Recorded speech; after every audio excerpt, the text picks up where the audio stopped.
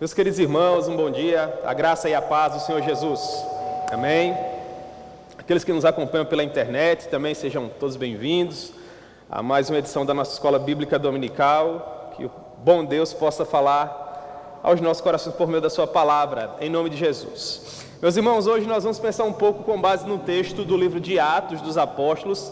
Vamos matar as saudades daquele formato de Escola Bíblica Dominical, mais em formato de aula do que necessariamente no formato de pregação, se bem que nós estamos aqui expondo a Sagrada Escritura, não deixa de ser uma pregação bíblica, mas a minha ambição hoje pela manhã é conversar com os irmãos mais de uma maneira pedagógica, para que vocês tenham melhores condições de compreender algo do Novo Testamento, sobretudo o livro de Atos e o Evangelho de Lucas. Portanto, nós vamos falar hoje pela manhã deste personagem, Lucas, que foi um dos discípulos do apóstolo Paulo, um dos escritores mais prolíficos do Novo Testamento. Em termos de material, ele produziu tanto quanto Paulo. Se em termos de quantidade de documentos, Paulo produziu pelo menos 50% do Novo Testamento, em termos do tamanho do material, da quantidade de texto produzido, Lucas praticamente se equipara a Paulo, porque somando-se o Evangelho que leva o seu nome e o livro de Atos, que é uma continuação do Evangelho, nós temos uma quantidade de material semelhante às 13 epístolas do apóstolo Paulo somadas. Portanto, for assim de fato um escritor poderoso, na minha opinião, o melhor historiador que esse mundo já viu. E nós vamos pensar um pouco com base na vida dele, para tentar compreender melhor os documentos que ele escreveu, ok? Então, por favor, em nome de Jesus, abram suas Bíblias comigo em Atos capítulo 16, e nós estaremos fazendo a leitura da palavra do Senhor do verso 6 ao verso 10. Atos, capítulo 16, do verso 6 ao verso 10.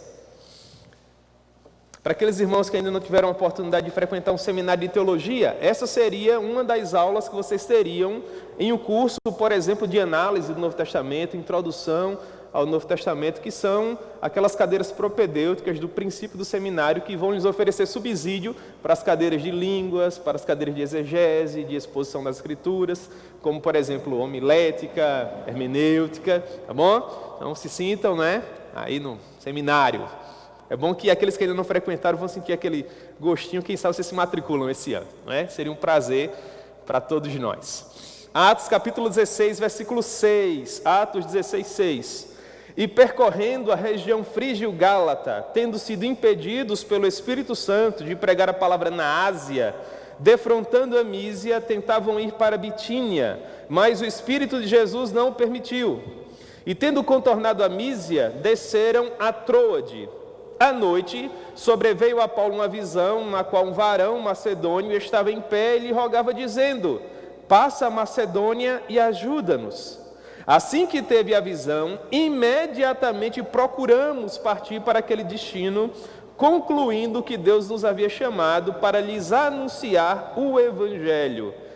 Nesse excerto, irmãos, que nós acabamos de ler, nós temos o conhecido chamado de Lucas, um grande homem de Deus, utilizado por este mesmo Deus para realizar feitos extraordinários.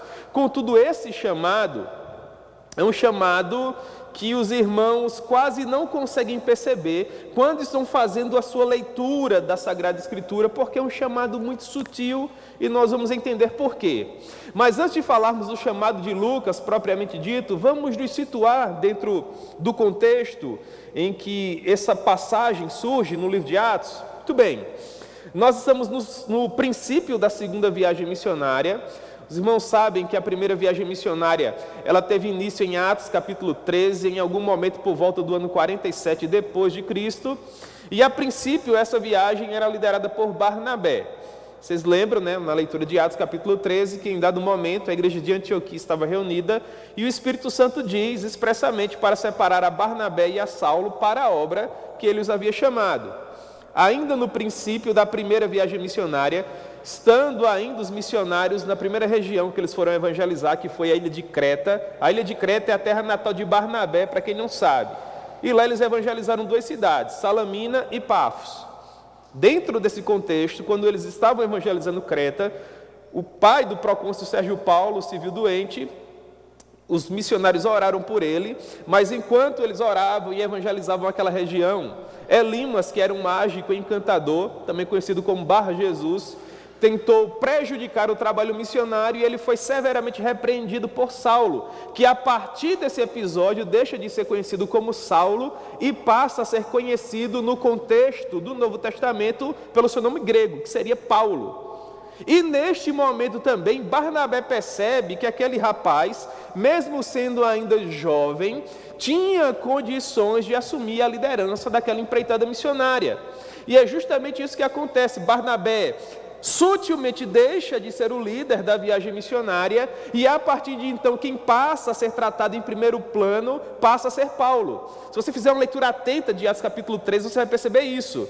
Lucas começa com Barnabé e Saulo, e ainda no capítulo 13 ele deixa de usar essa nomenclatura em ordem, Barnabé e Saulo, e passa a utilizar Paulo e Barnabé, porque foi isso que aconteceu, e a partir de então Paulo passa a liderar. Então eles saem da ilha de Creta e tentam evangelizar a região mais ao sul da província romana da Ásia Menor. 3 distritos em especial, a Panfilha, a cidade que eles evangelizaram foi a cidade de Perge, onde João Marcos desistiu da viagem e voltou para casa, tá bom? A segunda província foi a província da Psídia, a cidade que eles evangelizaram foi Antioquia. Os irmãos têm que ter cuidado para não confundir, há 2 Antioquias no contexto do livro de Atos. A primeira Antioquia é aquela Antioquia que enviava os missionários para as viagens missionárias, seria a Antioquia da Síria, tá bom? A segunda Antioquia seria justamente essa que eles evangelizaram por ocasião da primeira viagem missionária, Antioquia da Psídia. Eles saem de Antioquia da Psídia e alcançam uma próxima província, que seria a Licaônia. Na Licaônia eles evangelizaram 3 cidades, Icônio, Listra e Derbe. Quando finalmente eles concluíram a primeira viagem missionária, obviamente eles retornaram para a sua base de operações, que seria a cidade de Antioquia da Síria. Isso, Atos capítulo 14. Passado algum tempo, quando os missionários já haviam descansado, algo que deve ter durado pelo menos 1 ano, eles finalmente entenderam que havia chegado o tempo para a segunda viagem missionária. Agora não é mais Barnabé que Deus usa para tomar a iniciativa, mas Paulo, porque os irmãos lembram, Paulo havia se tornado o líder da caravana missionária ainda no princípio da primeira viagem. Então, no final de Atos capítulo 15, quando vocês estão lendo lá, vocês vão perceber que Paulo procura Barnabé para verem como as igrejas que eles haviam plantado estavam se comportando. Barnabé, ele sugere que eles dessem uma segunda oportunidade a João Marcos, porque João Marcos havia abandonado a primeira viagem missionária. Lucas, ele não entra no mérito do motivo, nós só sabemos que ele declinou da função que ele possuía naquela viagem. Contudo, Paulo se mostrou intransigente e ele entendia que não seria o tempo de oferecer uma colher de chá para Marcos, de abrir a porta da segunda oportunidade para Marcos. E Lucas disse que houve tal desentendimento entre eles a ponto deles terem que vir a se separar. Então Barnabé volta até Jerusalém à procura de Marcos e realiza uma viagem missionária com ele, no mesmo sentido da primeira viagem missionária, começando por Creta e depois passando por essas 3 províncias que eu expliquei para vocês, enquanto que Paulo convidou Silas e realizou também uma outra viagem missionária com Silas, fazendo sentido anti-horário. Entenda que Barnabé e Marcos usaram o cursor dos ponteiros do relógio, por exemplo, enquanto que Paulo e Silas fizeram um caminho oposto. Em algum momento, inevitavelmente, quem sabe, eles haveriam de se encontrar. Contudo,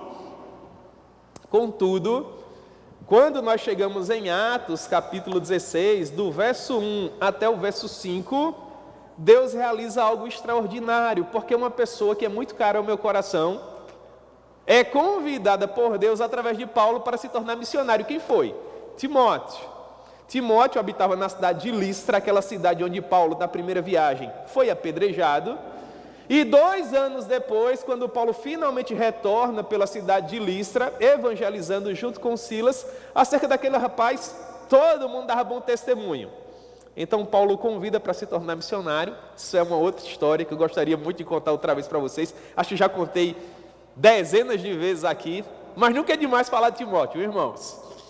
E Timóteo se torna missionário, passa a viajar junto com Paulo e com Silas, e nesse momento Paulo toma uma ideia diferente da ideia inicial que deu início à segunda viagem. Ele não mais vai visitar toda a região que ele havia evangelizado por ocasião da primeira viagem, mas a partir da Licaônia, sobretudo da cidade de Listra, ele entende que agora é tempo de evangelizar uma outra área, a região mais ao norte da província, que seria a região da Mísia, da Bitínia, do Ponto, da Ásia, da Capadócia, até chegar à Cilícia. Eles queriam evangelizar essa área que eles não tiveram a oportunidade de alcançar por ocasião da primeira viagem missionária. E é justamente o ponto onde nós iniciamos a nossa leitura do verso 6. Entendam agora que Paulo, Silas e Timóteo estão indo para uma região onde eles ainda não haviam pisado antes. E eles queriam compartilhar o evangelho. E a partir de então a história aconteceu assim, versículo 6. E percorrendo a região frígio-gálata, tendo sido impedidos pelo Espírito Santo de pregar a palavra na Ásia, defrontando a Mísia, tentavam ir para a Bitínia, mas foram impedidos pelo Espírito de Jesus. O Espírito de Jesus não o permitiu. Portanto, no primeiro momento, nós vamos olhar para o versículo 6 e vamos procurar compreender uma espécie de desorientação que os missionários não esperavam. Vocês sabem, né, que Timóteo agora estava fazendo parte, Timóteo cheio de sonhos, Timóteo cheio de expectativas, evangelizando uma região que ele ainda não conhecia, ao que parece Silas também não. Talvez Paulo conhecesse algo dessa região, porque Paulo residia próximo dali, na província da Cilícia. O pai de Paulo era um famoso comerciante de tendas, então seria natural que Paulo tivesse viajado por essa região, fazendo comércio com seu pai, se bem que nós não podemos atestar isso. Contudo, irmãos, apesar dessa boa motivação, apesar dos missionários estarem empolgados para pregar o evangelho, apesar da missão que eles estavam imbuídos ser uma missão sublime, uma coisa estranha estava acontecendo. Uma situação que até então eles ainda não haviam experimentado. O que seria, portanto? Nada estava fluindo. Vocês já tiveram essa sensação de estar motivados, de estar empolgados, de saber que a missão que vocês haviam recebido era uma missão gloriosa, mas simplesmente a coisa não acontecia? Vocês já viveram essa experiência? Eu já vivi inúmeras vezes. Quem já recebeu a oportunidade de fazer algo para o Senhor Jesus, seja pregar, evangelizar, liderar algum departamento, fazer qualquer coisa, invariavelmente vai passar por essa expectativa, porque nós somos finitos, nós somos falhos, nós somos seres humanos, e às vezes, por mais que nós estejamos felizes, empolgados, imbuídos de uma missão genuína, sublime, a nossa vontade não é a vontade de Deus. Nós temos planos excelentes, mas Deus tem planos melhores.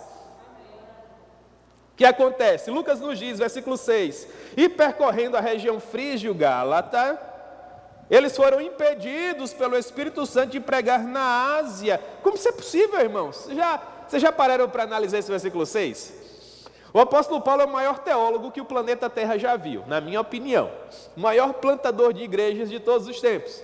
Este homem quer alcançar uma região que até então não tinha sido alcançada.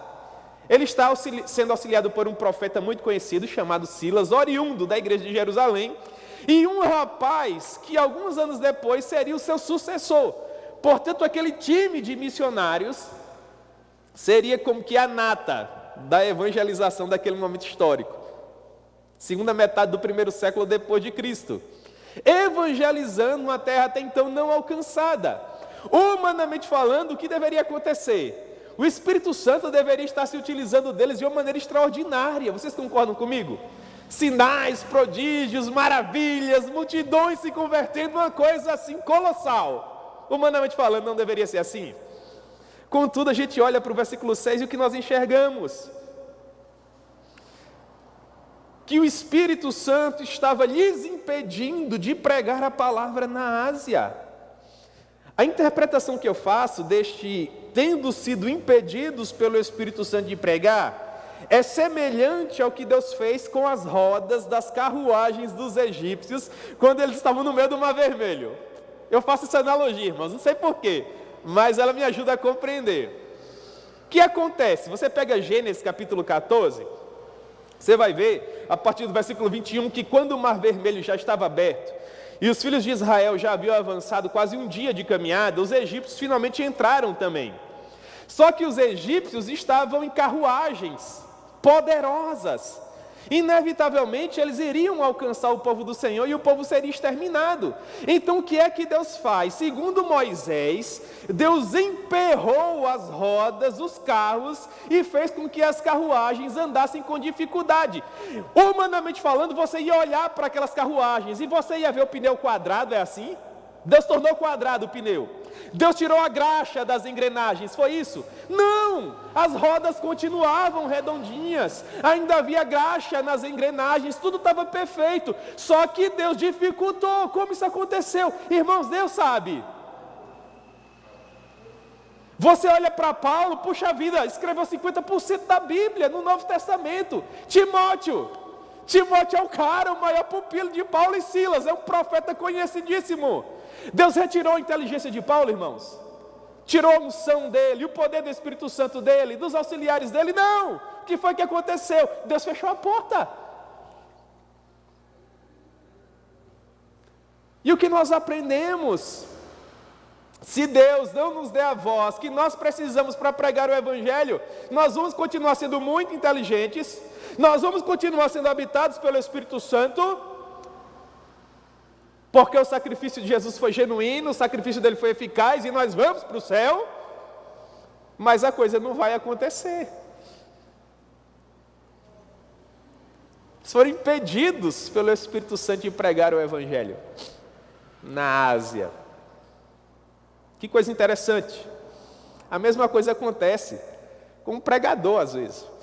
Já teve a oportunidade de pregar, sabe. Ele se prepara com esmero, ora, trabalha o texto. A mente do pregador fica milimetricamente preparada para entregar o sermão. E lá no fundo, por mais que ele não seja uma pessoa soberba, altiva, coisa nenhuma, não tem a ver com isso. Ele sabe, irmãos, que ele pagou o preço. E ele já passou aquela mensagem tantas vezes na mente dele, que às vezes ele sabe até qual vai ser a reação da igreja quando ele usar determinada frase. Não é assim, pastor? É impressionante. Então ele sobe no púlpito dele, começa a entregar o sermão, e sabe o que é que acontece, irmãos? Nada. Não tem a ver com performance, as pessoas dizer glória a Deus, aleluia, bater palma, ficar de pé, não tem nada a ver com isso. Tem a ver com aquela sensação maravilhosa que às vezes Deus concede ao pregador, de que aquelas pessoas estão entendendo o que ele está se esforçando para transmitir. Não tem a ver com popularidade, tem a ver com o nome do Senhor ser glorificado. E invariavelmente os pregadores descem dos púlpitos e eles sabem no seu coração que não foi como ele esperava. E às vezes eles até compartilham, rapaz, né? Com a esposa, às vezes, com um amigo que é mais chegado. Eu sinto assim no meu coração que hoje a coisa não aconteceu. E eu acho que vocês já conversaram com alguém a respeito disso, já viveram essa experiência, não é? Talvez seja algo do que nós estamos encontrando aqui. Deus emperra-lhes as rodas dos carros e os faz andar com dificuldade, para que nós venhamos a depender deles, para que nós venhamos a continuar confiando nele, tendo a certeza, irmãos, inafastável de que se o Senhor não for conosco, nós não vamos chegar a lugar nenhum. E é interessante notar que os missionários, eles insistem um pouco mais, nós insistimos um pouco mais. Versículo 7, defrontando a Mísia, tentavam ir para Bitínia. Perceba, mas o Espírito de Jesus não permitiu. Deve ter sido uma experiência muito difícil. Vários e vários dias caminhando por uma terra hostil, desconhecida, sem sentir que nada estava dando certo. Alguns doutrinadores chegam a dizer que os missionários quase chegaram a costear o longínquo Mar Negro, quase rompendo a fronteira para chegar à Ásia Menor, a longínqua região da Índia e do que hoje nós conhecemos como aquela região do Afeganistão, Tajiquistão e por aí vai. Mas eles perceberam que nada fluía, nada acontecia. Por mais que eles melhorassem o plano, por mais que eles se esforçassem, por mais que amanhã eles imaginassem no coração que a coisa aconteceria, que Deus abriria as portas, o fato é que o Espírito de Jesus não permitia que eles prosperassem naquela região. Até que finalmente eles entenderam que era hora de refazer o plano, de dar um passo atrás. E aqui há uma aplicação interessante. Às vezes nós precisamos dar um passo atrás para termos condições de darmos alguns outros à frente. Não é bom para nós, porque nós queremos sempre prosperar, caminhar, avançar. Isso é magnífico. Mas às vezes Deus quer trabalhar conosco de uma maneira diferente e quer nos ensinar que retroceder em vários aspectos pode significar avançar. E é o que parece, é o que acontece aqui. Porque em dado momento, essa aparente desorientação começa a fazer sentido. Perceba, versículo 9, ou melhor, versículo 8. Eles começam a retornar e, tendo contornado a Mísia, fazendo o caminho inverso, desceram até Troade. À noite sobreveio a Paulo uma visão, na qual um varão macedônio estava em pé, e lhe rogava dizendo: passa a Macedônia e ajuda-nos. Então percebam que os missionários, eles defrontaram a Mísia, eles não passaram por dentro da Mísia, para tentar chegar lá na ponta do mapa da Ásia Menor. Voltando, eles contornam mais uma vez a Mísia, e ao que parece, enquanto eles caminhavam, eles pensavam: onde nós vamos aportar, onde nós vamos parar, para tentar compreender qual é a vontade de Deus para as nossas vidas. E Paulo, irmãos, era um homem profundamente estratégico.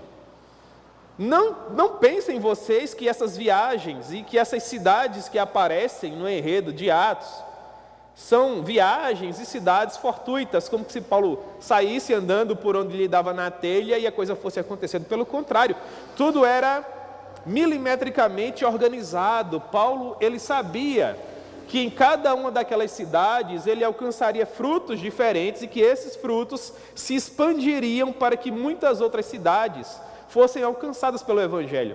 Não é à toa que lá em Atos, se não falha a memória, capítulo 19, ele vai dizer que da Ásia, leia-se, da cidade de Éfeso, toda a Ásia ouviu o Evangelho. Ou seja, Éfeso era uma cidade tão estratégica e o seminário que Paulo implantou ali surtiu um efeito tamanho que toda aquela região foi alcançada indiretamente pela pessoa dele, para a glória de Deus.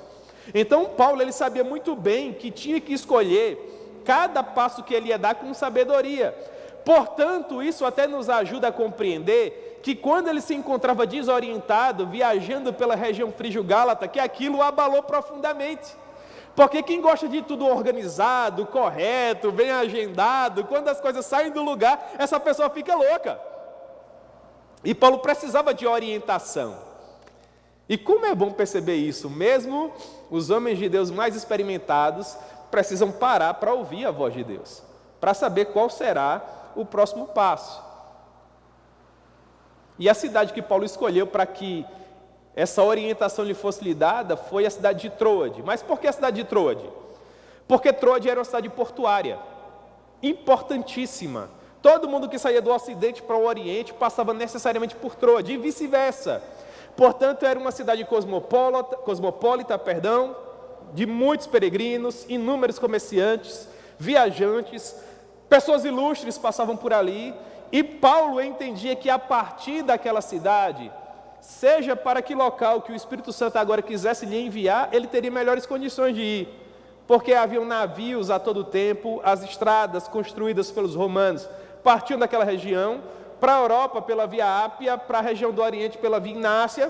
Portanto, Paulo estava de fato no coração pulsante daqueles locais onde os peregrinos passavam em suas viagens.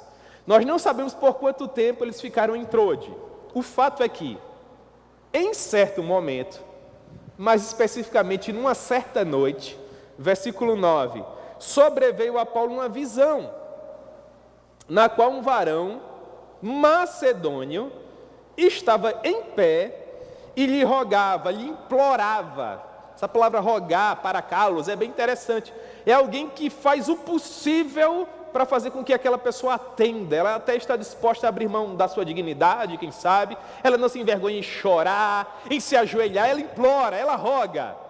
Então, um homem, na visão, Paulo conseguia distinguir perfeitamente que ele era macedônio. Não sei se pelas roupas, não sei se pelo sotaque, mas eu sei que algum tempo depois, quando Paulo contava essa história para Lucas, que foi quem escreveu esse texto, Paulo dizia: olha só, Lucas, na visão, impressionante, irmão, eu vi na hora que o cara era da Macedônia. Parece que eu estou vendo Paulo contando. O sotaque, dá para perceber na hora, a roupa, o jeito dele falar. Quem sabe até ele fazia um gesto com a mão, né? Atravessa a Macedônia e ajuda-nos que nós precisamos. E Lucas, né, diz que essa visão foi extraordinária. Fica imaginando, né, irmãos? Esse momento glorioso, essa tão esperada orientação. E essa tão esperada orientação também nos diz algo muito interessante. E o que seria? Que agora tudo fazia sentido. De que forma? Percebam, enquanto os missionários queriam ganhar uma província romana, Deus queria ganhar um continente. Não é maravilhoso isso? Então aqui cabe muito bem textos como Isaías 55:9. Está escrito lá: porque assim como os céus são mais altos do que a terra, e assim como os meus caminhos são mais altos do que os vossos caminhos, e os meus pensamentos mais altos que os vossos pensamentos, assim é a maneira com que eu atuo no meio de vocês. Os caminhos do Senhor são mais excelentes que os nossos, os pensamentos do Senhor são mais excelentes que os nossos. Os missionários queriam ganhar uma província, Deus queria um continente. Por isso que Deus dificultou as rodas das carruagens das mentes dos pregadores.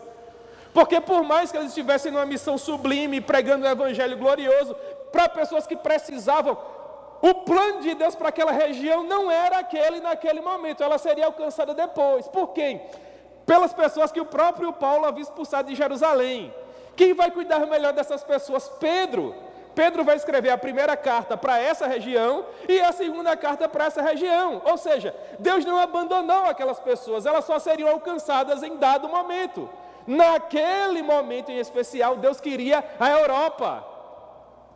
No plano de Deus, que é infinitamente melhor que o nosso, aquilo seria melhor. E foi isso que Deus fez. Fechou as portas na Ásia, porque queria o melhor time de missionários daquele momento aonde? Na Europa. Deus pode estar fechando uma porta agora para abrir uma porta infinitamente melhor amanhã. Porque Ele é Deus. E no final das contas, quem de fato cuida de nós e da obra dEle é Ele. Contudo, irmãos, conhecendo Paulo como nós conhecemos, será que enquanto ele estava em Troade, ele ficou deitado numa cama esperando o tempo passar? Claro que não. Ele não tinha que esperar passivamente, ele podia esperar ativamente. Então eu fico imaginando Paulo esperando em Troade, mas pregando em Troade, nas ruas, nos mercados, nas praças, ensinando como ser um pregador a Timóteo, que era um garoto inexperiente, saindo da pré-adolescência. Silas era muito conhecido como profeta, mas nós não sabemos qual a experiência de Silas como evangelista, como pregador. Quem sabe essas viagens fossem verdadeiros laboratórios para ensinar isso a esses homens. Então, muito provavelmente em Troade, Paulo continuava pregando, Paulo continuava evangelizando. Só que Lucas não entra no mérito de quais foram os frutos do trabalho de Paulo na cidade de Troade. Mas um fruto em especial foi muito importante. E esse fruto mudaria para sempre, não apenas a vida dos missionários, sobretudo de Paulo, mas o enredo do Novo Testamento como nós conhecemos. Por quê? Porque um dos personagens mais especiais do Novo Testamento se converteu justamente aqui, nesse momento. Só que a conversão dele é tão sutil, mas tão sutil, que quando a gente está lendo o livro de Atos, na maioria das vezes a gente não percebe. E onde é que a história dessa conversão se encontra? No versículo 10. Veja só. Assim que teve a visão, imediatamente procuramos partir para aquele destino, concluindo que Deus nos havia chamado para lhes anunciar o Evangelho. Conseguiram ver aí o chamado? Ele é sutil. Como é que nós o percebemos?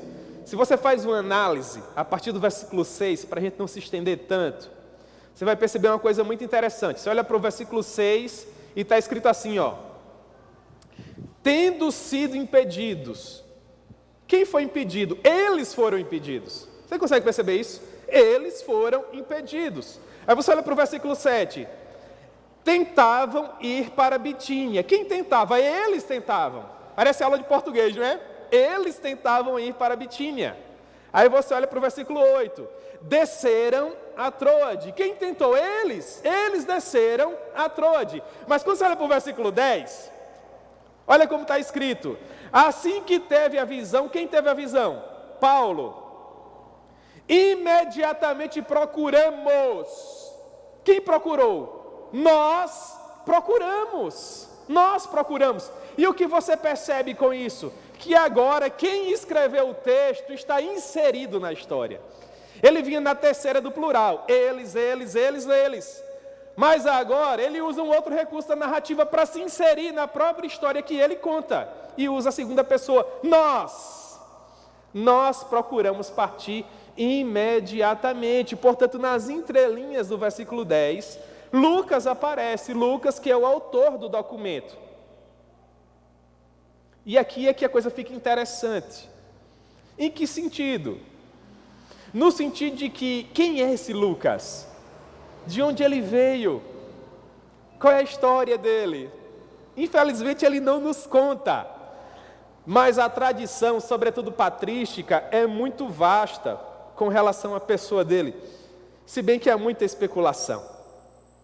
O que nós sabemos é que provavelmente ele era um jovem rapaz de origem helênica, ele era grego, tá bom? Não é à toa que o vocabulário que nós encontramos nos documentos escritos por Lucas, tanto no Evangelho como no livro de Atos, é em muito superior ao vocabulário de Paulo. Vocês acham que Paulo era inteligente? Paulo era muito inteligente. Mas Lucas tinha um vocabulário melhor elaborado. Ele era mais eloquente. Ele andava com a melhor desenvoltura pelos corredores do saber humano. É uma delícia ler os documentos que Lucas escreveu. O documento que quase se aproxima da profundidade semântica de Lucas é o texto aos Hebreus. É mais erudito que os documentos de Paulo, inclusive. Então, se você fizesse uma escala de erudição, de homens eloquentes escrevendo, em primeiro lugar viria os textos de Lucas, em segundo lugar viria Hebreus, e em terceiro lugar viria os documentos de Paulo. Por isso até que descobrir quem foi que escreveu Hebreus é uma grande dificuldade até hoje, porque quem escreveu era muito inteligente de fato. E aí a gente fica especulando a respeito dos principais personagens do Novo Testamento, e às vezes nós não conseguimos um que se encaixa perfeitamente ali, porque as características do homem eram de fato características singulares. Mas o fato é que Lucas era grego, muito inteligente, um homem que escrevia como ninguém, e que possuía ainda outras características. Segundo o próprio Paulo nos diz, lá em Colossenses capítulo 4, versículo 14, ele também era médico. E morava, naquele momento, na cidade mais festejada para quem exercia medicina, que era a cidade de Troade. As pessoas estavam viajando a todo tempo, pessoas que possuíam dinheiro, pessoas que caminhavam pelos círculos mais badalados da sociedade. E era comum que nesse trânsito, onde viagens duravam meses a fio, que as pessoas viessem a adoecer. E quando elas adoeciam, chegando no porto, quem elas primeiro procuravam? Os médicos mais famosos. E eu quero acreditar que Lucas era, sim, um desses médicos. Recém-formado, na flor da idade, ganhando muito dinheiro. E é aí que eu começo a me apaixonar por esse personagem. Dentro dos evangelhos do Novo Testamento, o meu evangelho favorito, de longe, é o de Lucas. Porque a história dele me encanta, a maneira como ele escreve me encanta, o ponto que ele usa me encanta. Ele escreve para aqueles que viviam à margem da sociedade, é um evangelho sublime. Se bem que todos os demais são maravilhosos, mas eu gosto muito do de Lucas. porque a história dele me encanta. Eu fico imaginando um médico recém-formado, numa grande cidade, com seu próprio consultório, ganhando muito dinheiro. A Bíblia nos diz isso? Não diz. Mas quando você infere da realidade dos médicos, ainda hoje você percebe que dificilmente seria diferente. É uma profissão em que você sofre demais para conseguir ingressar nela. Você tem que subir milhares de degraus, mas quando você finalmente consegue galgar isso, você inevitavelmente vai estar muito bem na sociedade. Sim ou não, irmãos? Mas é claro que sim, eu nunca vi um médico desempregado na minha vida. Pelo contrário, eles são super requisitados. Todo mundo precisa de um. Sobretudo agora. Então Lucas vivia assim muito bem, quero eu acreditar, com uma condição social maravilhosa. Até que finalmente 3 forasteiros, que ele nunca havia visto na vida, chegam à cidade de Trode, pregando uma mensagem revolucionária a respeito de um tal Jesus Nazareno, filho de um carpinteiro, que há alguns anos atrás havia pregado uma mensagem revolucionária e que um punhado de pescadores indoutos, desconhecidos, o haviam acompanhado. Por 3 anos há quem diga que ele realizou alguns dos milagres mais festejados que esse mundo já viu, mas que finalmente, com cerca de 33 anos, por conta da sua mensagem, ele foi crucificado como um bandido fora dos muros da capital da sua região, que seria Jerusalém, lá nos rincões do Oriente, no meio de um povo que para os gregos eram bárbaros, ignorantes, acreditavam em todo tipo de conto. Muito provavelmente esse foi o primeiro contato que Lucas teve com o Evangelho. Isso chamou a sua atenção. E muito provavelmente ele quis ter contato com os missionários. E quem é que ele foi ouvir? Somente Paulo. E eu quero acreditar que quando Lucas ouviu a mensagem pregada por Paulo, irmãos, que aquilo causou uma verdadeira revolução em seu coração. A mensagem era extraordinária, o pregador era eloquente, apaixonado, cheio de poder. Coisas aconteciam as quais os médicos não podiam explicar, porque por ocasião do ministério apostólico, Deus havia aberto as portas de prodígios grandiosos.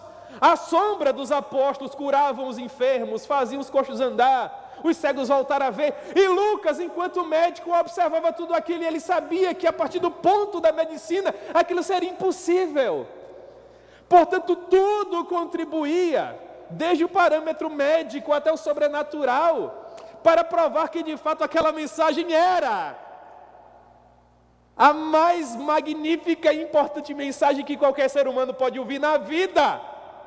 E esse homem deu ouvidos a essa mensagem. Isso é maravilhoso. E então nós começamos a pensar alguns desdobramentos da conversão de Lucas. Algo do que ele teve que abrir mão, entre aspas, para dar ouvidos àqueles 3 forasteiros. E o que seria?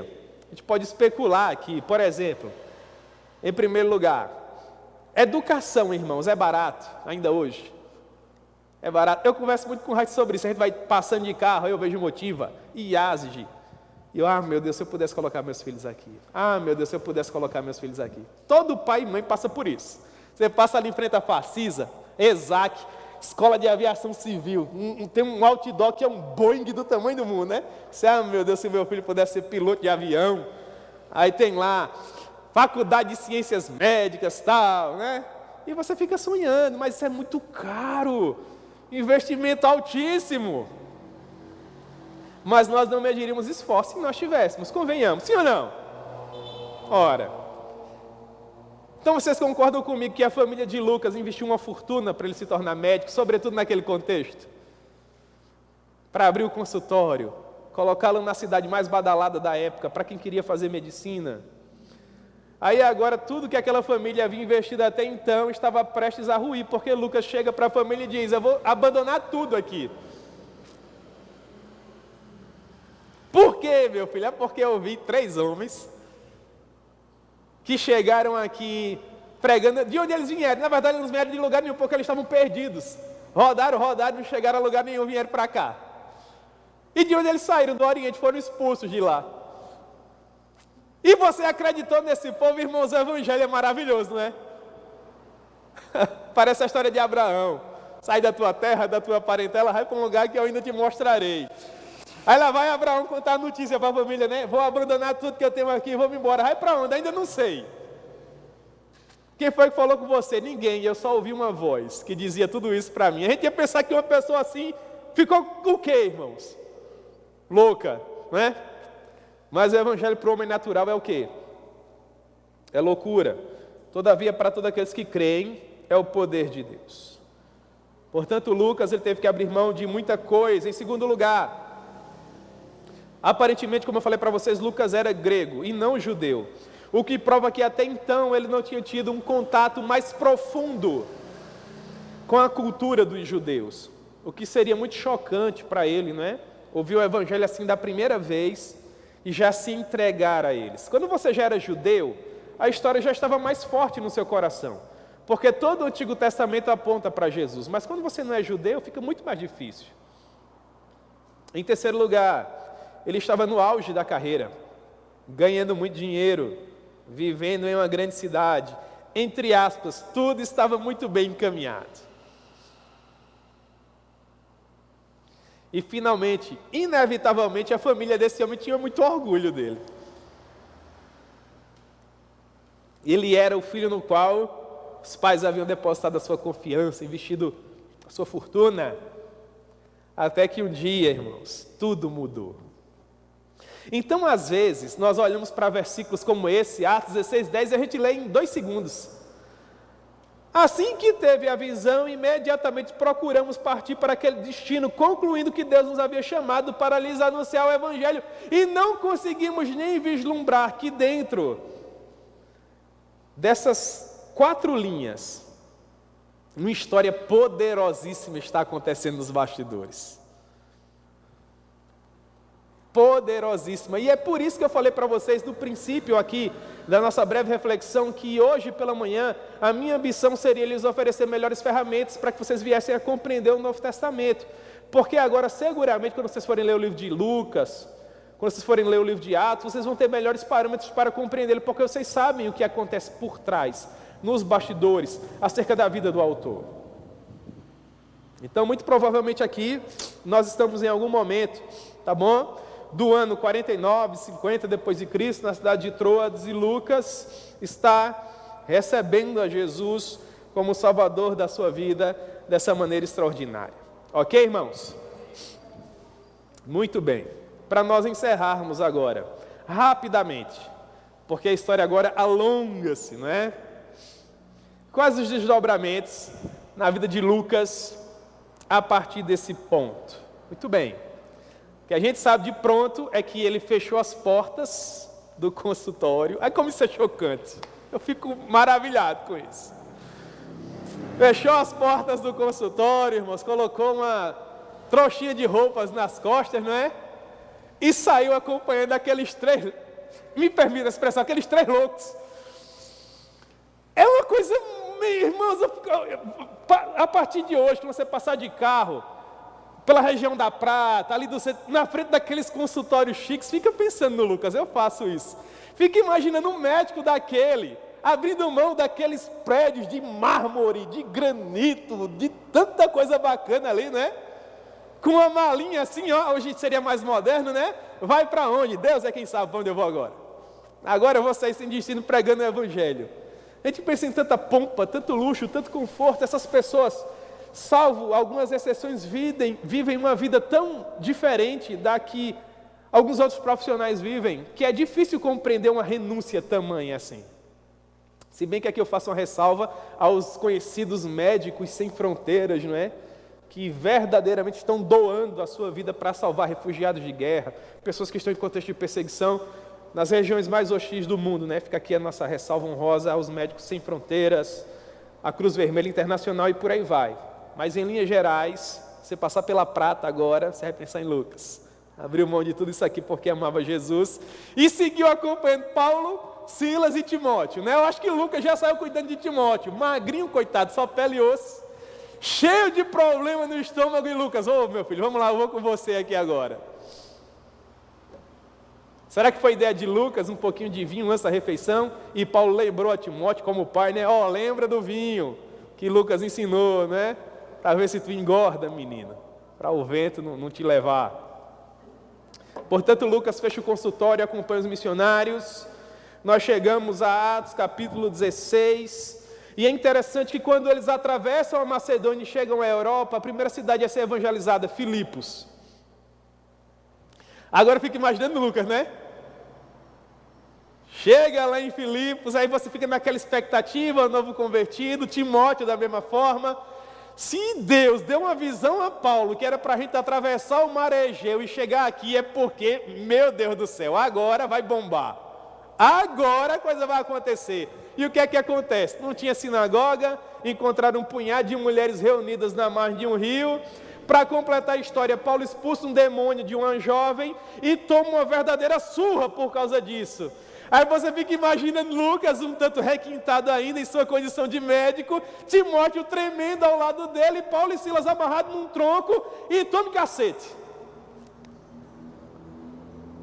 Eu acho que Lucas olhou para Timóteo assim, Timóteo olhou para Lucas e será que ainda dá tempo, né, de pegar o mesmo navio, voltando. À noite ainda experimentaram um terremoto. E no dia seguinte, né, o desdobramento da história, como vocês bem conhecem. Mas o que é que me chama a atenção? É que se você for ler Atos 16:40, você vai perceber que, olha só o que Lucas vai dizer. Tendo se retirado do cárcere, dirigiram-se para a casa de Lídia. E vendo os irmãos, os confortaram. Atos 16:40. Agora preste atenção. Então, partiram. Quem foi que partiu? Eles partiram. E o que foi que aconteceu com Lucas? Lucas ficou. Ficou para quê? Para cuidar da igreja. Já imaginou? Uma hora você é médico. Poucos dias depois você está numa cidade hostil que deu uma verdadeira surra em dois daqueles que agora seriam seus melhores amigos, sem ter frequentado seminário, sem uma vasta experiência bíblica, e o líder da missão olha para você e fala o seguinte: Lucas, meu filho, a gente vai ter que sair, não temos mais condições de permanecer aqui, você está vendo as minhas costas como estão, até você deu uma ajuda aqui, mas a gente não pode abandonar esse povo, então você vai ficar. Aí eu já estou vendo a expressão de Lucas, mas puxa vida, Paulo, eu não sou pastor, meu irmão, eu sou médico. Ainda estou em choque, em crise, porque abri mão do meu consultório para te acompanhar, e você já está me mandando ficar sozinho. Aí Paulo fala assim: se preocupa não, você não vai ficar sozinho não, Timóteo, fica com ele. Já imaginou? Timóteo tinha uns 16 anos. Pode deixar, Paulo, que aqui agora a gente vai resolver. Pouco depois, Timóteo também deixa Filipos, vai se encontrar com Paulo lá em Bereia. E quem vai ficar sozinho tomando conta daquela igreja? Lucas. Por quanto tempo? Segundo os doutrinadores, por pelo menos 6 anos. Quando é que Lucas vai aparecer mais uma vez no Novo Testamento? Lá em Atos capítulo 20. Final da terceira viagem missionária.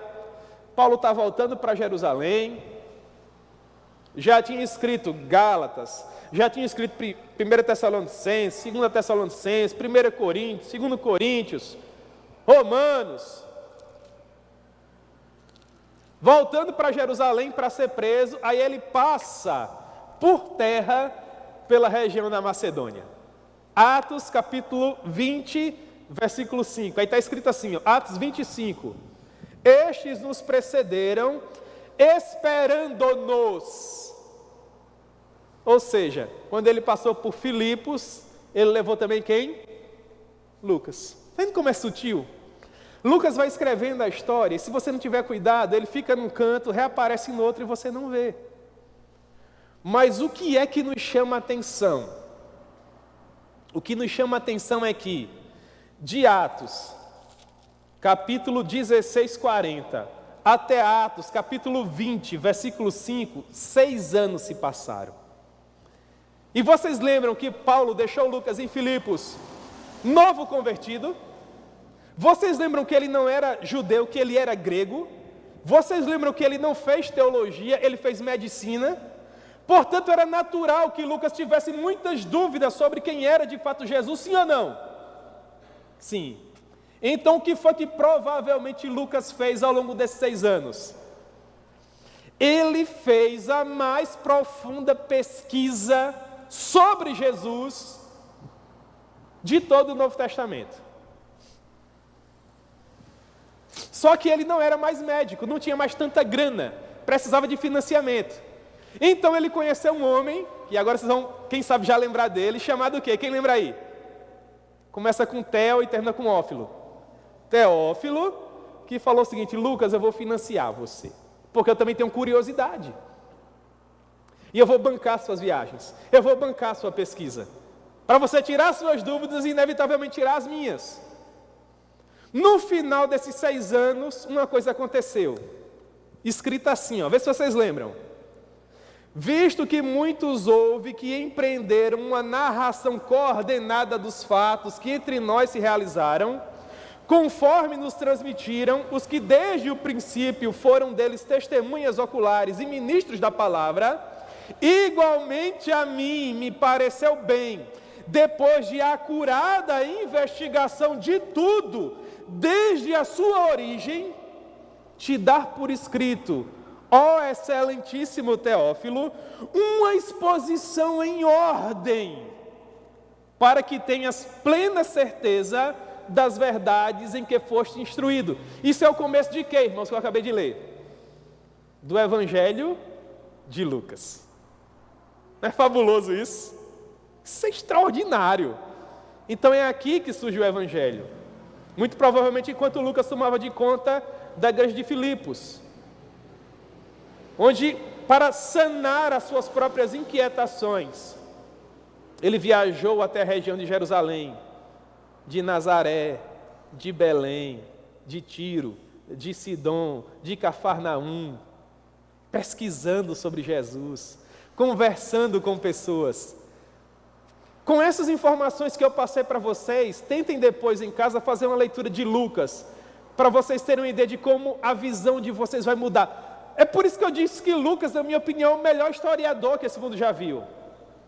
Os melhores escritores que esse mundo já viu. Porque quando Lucas viaja para lá para fazer a pesquisa, sabe quantos anos já haviam se passado que Jesus havia morrido? Pelo menos 20.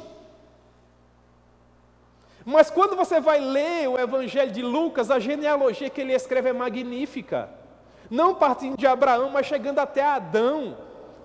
E os personagens que ele encontra, ele vai falar a respeito da linhagem de um homem chamado Zacarias, casado com Isabel, que viveu na região montanhosa de Belém, que não está no mapa, e que antes da Maria engravidar do Senhor Jesus como obra do Espírito Santo, Deus havia intervindo no casamento daquele casal, fazendo com que o homem fosse sacerdote para queimar fogo na presença do Senhor, quando isso nunca havia acontecido antes. Aquela mulher avançada em dias engravidou de um menino, e ele vai contando com a riqueza de detalhes que você fica maravilhado. E ele vai avançando na narrativa. Depois que o Senhor Jesus já tem nascido, no 8º dia, ele é levado até o templo para ser apresentado. Quando eles vão saindo do templo, havia um homem avançado em dias, cheio com o Espírito Santo, a qual lhe havia sido revelado que ele não morreria, sem ver a consolação de Israel. E ele pega o bebê nos braços e diz: despede agora em paz o teu servo, porque os meus olhos já viram a tua salvação. Glória para os judeus, esperança para os gentios. Quem é esse homem? Simeão. Aí eu pergunto, como é que Lucas descobriu isso, irmãos? Ainda na escadaria do templo havia uma viúva, que ficou casada por apenas 7 anos, e que era viúva há mais de 80 anos. Como era o nome dela? Ana. Você sabe como é o nome da pessoa que está pedindo esmola lá na catedral agora? Não sabe, eu também não sei, mas Lucas descobriu. Como era o nome dela? Ana. De que tribo? De Azé. Quem era o pai dela? Fenuel. Quantos anos essa mulher tinha? Quase 90. E depois lê o resto do Evangelho, é impressionante. A riqueza de detalhes, o requinte, a lógica, o brilho, é fabuloso. Por isso que é o Evangelho, na minha opinião, lindo. E nós acompanhamos, né? Depois de Atos, capítulo 20, versículo 5, Lucas vai acompanhar Paulo em sua viagem até Roma. Isso está em Atos, capítulo 27, versículo 1. Enquanto Paulo era um prisioneiro romano, Lucas era uma espécie de escravo de Paulo, empregado de Paulo, cuidando dele lá em Roma. Ele vai estar ao lado de Paulo enquanto Paulo escrevia as suas famosas epístolas de prisão, né? Está lá, Colossenses 4,14. A gente passa muito rápido por versículos assim. Está escrito: saúda-vos Lucas. Aí vem um adjetivo assim que é maravilhoso para mim, né? O médico amado. Salvo as exceções, porque tem muito médico, gente boa, a maioria deles quase nem olha para a gente, né? Aquela correria, tanto paciente para atender e tal, é doença. Tem a famosa dipirona que o pessoal brinca, né? Passa dipirona que resolve, tal. Lucas era diferente, era o médico amado.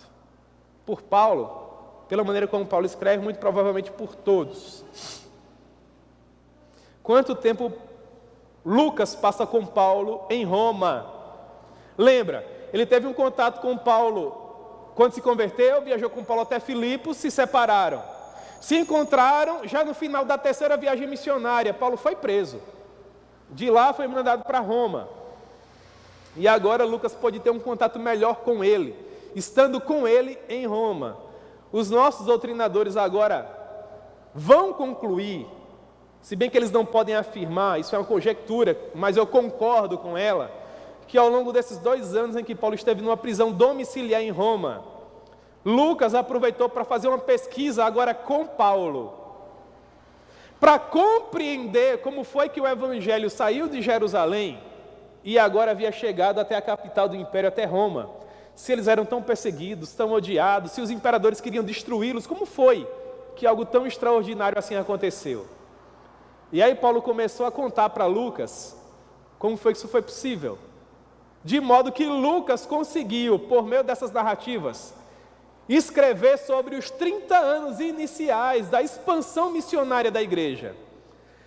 Esses 30 anos iniciais da expansão missionária da igreja, dentro do Novo Testamento, recebe um nome, porque se tornou um livro. Que livro seria esse?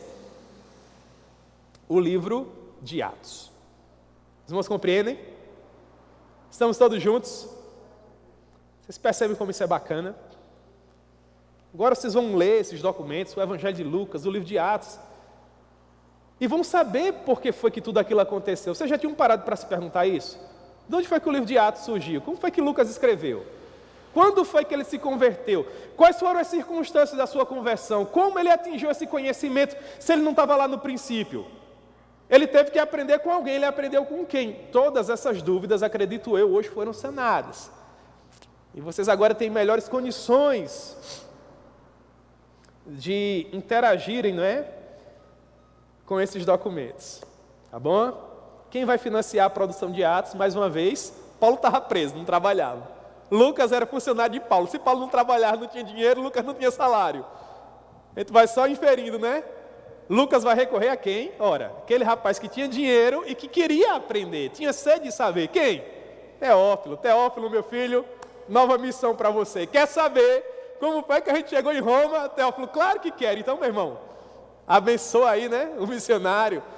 Teófilo manda lá a oferta e Lucas, ó, compra papiro, tinteiro, pena de pavão e vai lá escrever esse documento maravilhoso, sendo inspirado pelo Espírito Santo. Tá bom? Vamos encerrar a nossa viagem na vida de Lucas. Qual a última informação sobre ele? Essa é a minha favorita, dentre os desdobramentos da vida de Lucas. A última informação que nós temos sobre ele se encontra em 2 Timóteo, momento mais difícil da vida de Paulo. Ele havia passado por um primeiro julgamento. Nesse primeiro julgamento, ninguém compareceu para ajudá-lo, mas ele diz que Deus foi com ele e por meio de um milagre o livrou da boca do leão. Ao que parece o leão seria Nero, né, que queria devorá-lo, mas ele foi preso uma segunda vez. Muito provavelmente em Troade de novo, né? Ele não pôde levar os livros, nem os pergaminhos, não pôde levar nenhum casaco. Levaram o homem de volta para Roma, não mais para uma prisão domiciliar. Agora Paulo é trancafiado de fato numa masmorra, está no corredor da morte, está prestes a ser assassinado. E a pressão sobre Paulo era tão grande, mas tão grande, que os amigos mais próximos haviam o quê? O abandonado. E ele vai dizer assim para Timóteo, que é para quem ele está escrevendo, né? 2 Timóteo 4,9: procura vir ter comigo depressa, porque Demas, tendo amado o presente século, me abandonou e foi para a Tessalônica. Crescente foi para a Galácia, Tito foi para a Dalmácia. Aí vem a informação que eu amo. Se eu fosse da Sociedade Bíblica do Brasil, eu escrevia com outra cor o versículo 11 aqui, que é muito forte. Ele diz assim: somente Lucas está comigo. Isso é poderoso, não é, irmãos? Paulo era o maior inimigo de Roma, nesse momento, se levado em consideração a questão do cristianismo. Estava preso no corredor da morte. Os pastores mais famosos da época, só pelo fato de serem ligados a Paulo, o que era que estavam fazendo, ó? E Lucas? Estava preocupado com a própria vida dele? Irmãos, os presídios da época de Paulo não eram como os presídios da nossa época, não. Tem café da manhã, almoço, jantar. Eu não quero entrar no mérito da qualidade, isso é outra questão. Mas tem, não é? Na época de Paulo, se o preso tivesse que beber, alguém tinha que levar para ele. Se tivesse que comer, alguém tinha que levar para ele. Durante o inverno, se não tivesse um trapo para ele se cobrir, sabe quantas vezes o soldado ia na casa dele pegar uma manta para trazer para o preso? Nenhuma, tanto é que ele disse para Timóteo: vem depressa, porque o inverno está chegando e eu não tenho nenhum casaco. Então, irmãos, é muito forte a frase que diz: somente Lucas está comigo. Quem levava água? Quem levava comida? Quem cuidava das feridas? Quem levava, irmãos, uma palavra de conforto? Alguém que tinha, humanamente falando, a prerrogativa de ter a vida mais confortável do mundo, mas que se satisfazia em ser uma espécie de escravo particular, porque acreditava numa mensagem que ele havia ouvido enquanto era um garoto ainda, nesse momento, há quase 30 anos atrás. Não é bonita a história dele? É maravilhosa. Então esses são os nossos maravilhosos personagens do Novo Testamento. Amém?